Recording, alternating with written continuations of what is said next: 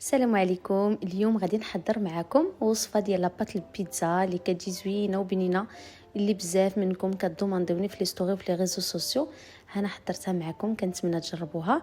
غادي نحتاجو 150 غرام ديال الفينو اللي تنعجنوا به المسمن، 200 غرام ديال الدقيق البيض الفورس، وغادي نحتاجو معلقه كبيره عامره ديال الخميره ديال الخبز، معلقه صغيره ديال الملحه، 200 ملي ديال الماء يكون دافي، كتحتاجوا 200 ملي، وثلاثه المعالق كبار عامرين ديال الزيت البلديه ضروريه في المرحله الاولى.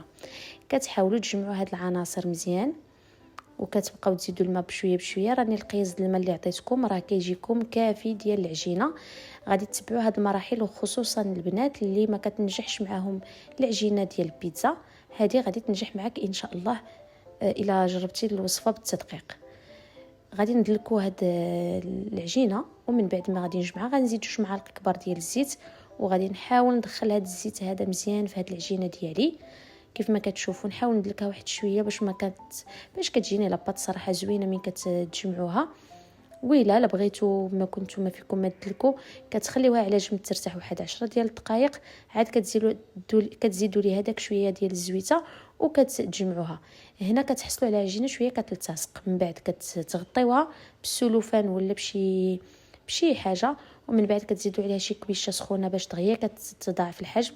انا هنا خليتها ساعه ونص، من الاحسن نخليوها القليله ساعه، ولك على حسب عاوتاني على حسب الجو. ملي كيكون الجو عادي خليوها ساعه حتى لساعه ونص، وملي كيكون الحال بارد حتى لساعتين.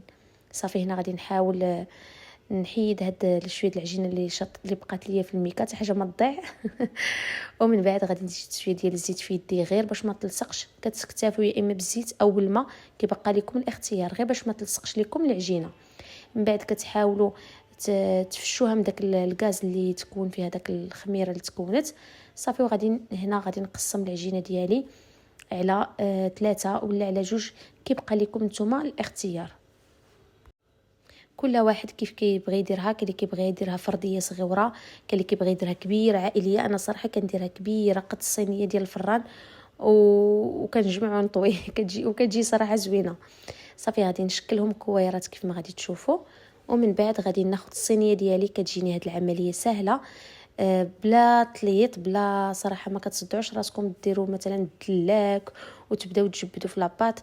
غير هاد الطريقه كتشدوا ورق الزبده باش ما كتلصقش معكم، وكتدردروا شويه ديال الفينو، ومن بعد كتزيدوا تدردروا على العجينه الفينو. بعد ما كتخليو هاد العجينه او هاد الكريسات يرتاحوا لكم واحد 5 دقائق غير باش كتجيكم سهله في الخدمه. صافي وكتبداو تسرحوا. ملي كتحسوا بان العجينه بدات كتلصق لكم في يديكم شويه، كتزيدوا ليها شويه ديال الفينو. صافي هنايا كتبقاو تسرحوها كيف ما كتشوفوا بشويه بشويه حتى كتحصلوا على عجينه رقيقه. حاولوا البنات ديروها رقيقه حيت مازال كتنفخ معكم في الفران باش ما تجيكمش لاباط ديال البيتزا غليظه. خليو غير الجنيبات ديالها اللي غلاضين شي شويه باش كتجي زوينه، وفي نفس الوقت ديك العماره ديال لاصوص الطوماط ما كتخرجش لكم. صافي هانتوما الطريقه كيف كندير انا. كنحاول انا غادا من الوسط وانا كندفع للجناب باش كتجي متساويه داك لاباط. وهنا خديت لاصوص بيتزا اللي كناخذ لاصوص طوماط العاديه اللي كيتباعوا في البواطات، وكنزيد عليها الزيت البلديه 3 معالق كبارين، وكنزيد عليها الاوريغان والاعشاب المنسمه والزعتر لي زيرب دو بروفونس، والاعشاب اللي كيكون عندهم علاقه مع البيتزا عندي في واحد القريعه. دابا نصورهم لكم. صافي وكنخليها تشحر على خاطرها مع شويه المليحه وحتى كتعقد، وكنخليها تبرد وكنستعملها.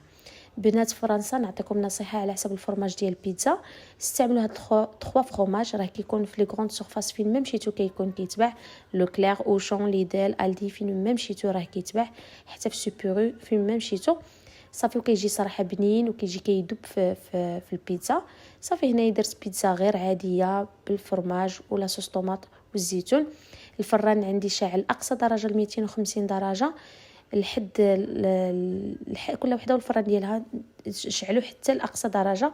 ومن بعد كديروها من الجهه الفوقانيه باش دغيا كتنفخ، ولكن حطيوها باش الفرماج ما يتحرقش. غير كيدوب لكم الفرماج كتهبطوا لاباط ديالكم لتحت الفران باش كتحمر لكم العجينه من التحت. صافي وبالصحه والراحه.